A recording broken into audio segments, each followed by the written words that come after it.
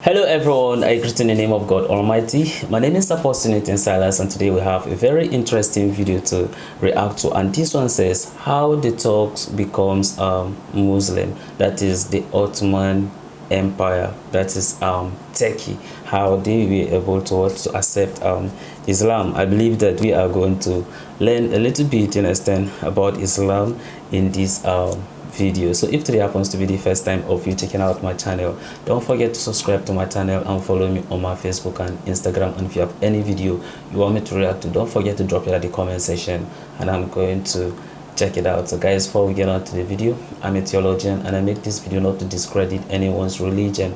This is basically for educational purposes, and I believe that at the end of this video we all are going to learn from this. So let's get on to this video and check this out.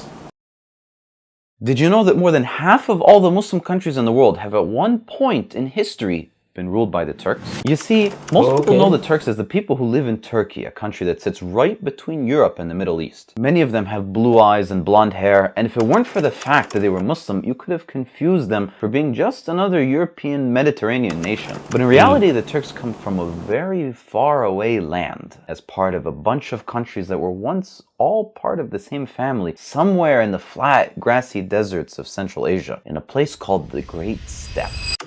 In the 400s, the Turks were a bunch of small nomadic tribes migrating from place to place and warring with other tribes in an actually quite similar way to the Arabs before Islam. And it was around this time that the Mongols were starting to unite and pose a serious threat to the other nations in the region. And so by the 500s, Turks had packed their bags and started migrating west. Now, the thing about the Great Steppe is that it's wide, flat, and not a whole lot of people live there. So when the Turks moved west, they were able to expand into huge swaths of land with very little resistance. And eventually they consolidated their new land into the first Turkic Empire. Fast forward a couple hundred years and the Muslims have expanded out of the Arabian Peninsula.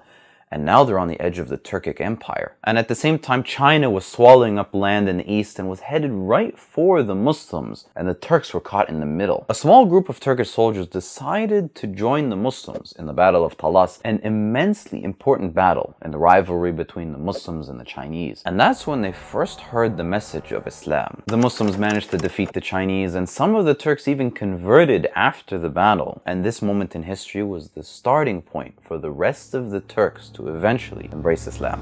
A couple hundred years later, a merchant from Bukhara, which is where Imam Bukhari is from, by the way, was traveling through Central Asia to do business. He asked one of the local Turkish rulers if he could build a masjid there, since Muslims were now using the trade route a lot and they needed somewhere to pray. The ruler granted him permission and even gave him some money to build it. Eventually the masjid was built and the Muslim caravans used to stop by and pray and rest. And one 12-year-old boy by the name of Satuk Bughra Khan saw this and became curious. He entered the masjid and saw Muslims there praying 5 times a day and began asking questions. Soon after, he decided to become Muslim himself, but he kept his Islam a secret from his family. You see, the young boy was the nephew of the ruler and he was next in line, and he did not want to jeopardize his chance to bring his people to Islam. Eventually, Satuk took the throne, becoming the first Muslim Turkish Sultan. And by the way, his capital was in Kashgar, which is one of the main cities where the Uyghurs live in China, and the Uyghurs are Muslim Turks. It's all coming together now. So in the year 934, he converted his entire empire from Tengrism to Islam. And as the Muslim traveler Ibn Fadlan put it, 200,000 tents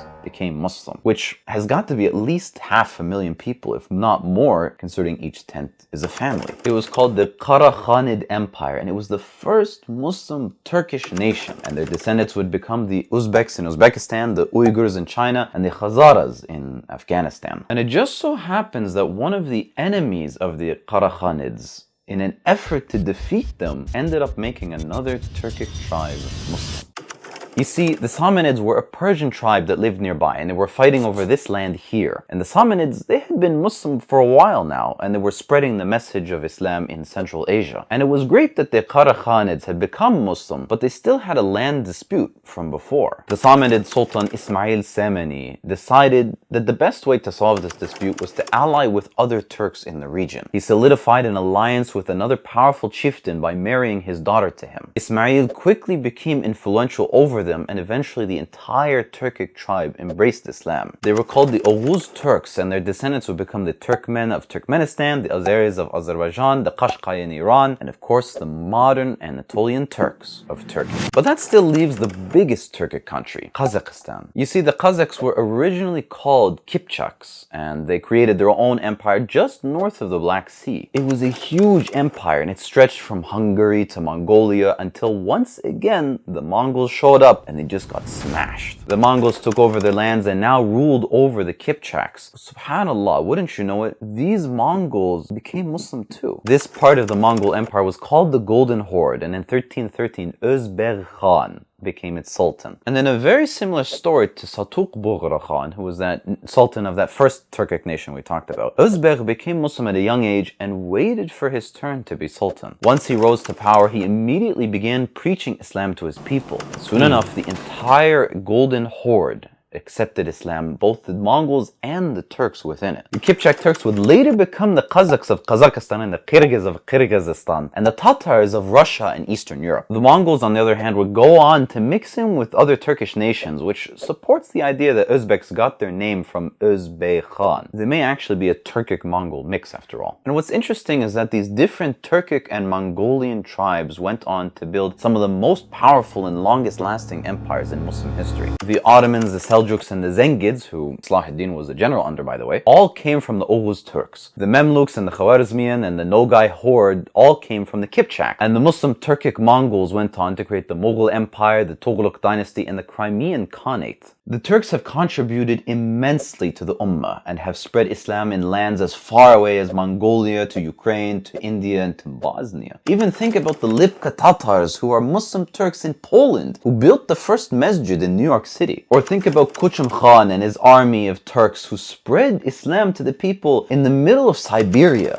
while at the same time fighting a war with the Russians. The Turks are a massive group of people with hundreds, if not thousands, of little tribes and nations scattered across the earth, each with their own language and culture and history, tracing their roots back to a similar origin, and yet somehow they all became Muslim in different ways. And alhamdulillah that they became our brothers in Islam. And if you like this video and find it at all interesting, please give it a thumbs up, share it with your friends, and subscribe if you want more videos about Muslim history and culture from around the world. That's a very interesting video by this young man. At least he was able to take his time to research, understand about the Turks and then how they all became Muslim. I believe that when you are actually watching this video, you must have, understand, learned a little bit, understand, about Islam and then also the Ottoman Empire and how everyone, understand, end up, understand, becoming, understand, a Muslim. I do not know or if this could be because of some of the dispute that happened, because like the dispute that happened with some of the Asian country, China precisely, just like even how the video put it. That's why some of the Uyghur in China are actually suffering, or should I say they are being incarcerated, you understand, in China. I do not know if it could have some of this history. That's why they are taking such an action, you understand, to some of them. But then watching this, of course, I feel like it's very informative video, and then I hope that, you understand, 6 minutes may not be enough to be able to tell this whole story, but then at least it's something. At least we're able to like make you to understand that it's just left for some of us to make more research, understand, about it, and then you can be able to know more. Because if you look at it, understand, just like the summary of his own research, understand, about the Turks and then Azerbaijan and how they get to spread Islam within the Middle East, you understand, here after their migration, and then some of the battles they actually, you understand, face. So I know that a lot of you might have, you understand, a lot to say concerning this video, and just like I rightly say, he tried his best by making this video research and at least was able to come up with this. And I know that a lot, you understand, will know more when it comes to the the Ottoman Empire, and I want you to drop it at the comment section so that some of us can also learn from it. If you know more about the Turks, about some of what this young man have did, and then come out with some of this compilation, you can also drop your thought and opinion at the comment section so that we all can also learn from some of these things. No one is perfect, so from there we can be able to learn a lot, in a sense, when it comes to the Turkish empire. I hope that some of us have learned from this, and God is gonna bless you as you do so. So this is the end of my video. If you like my reaction, you should like, share and subscribe, and if you have any video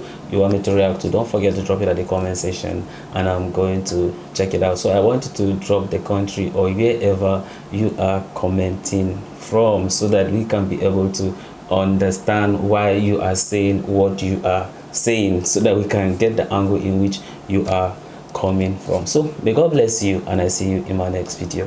Bye bye.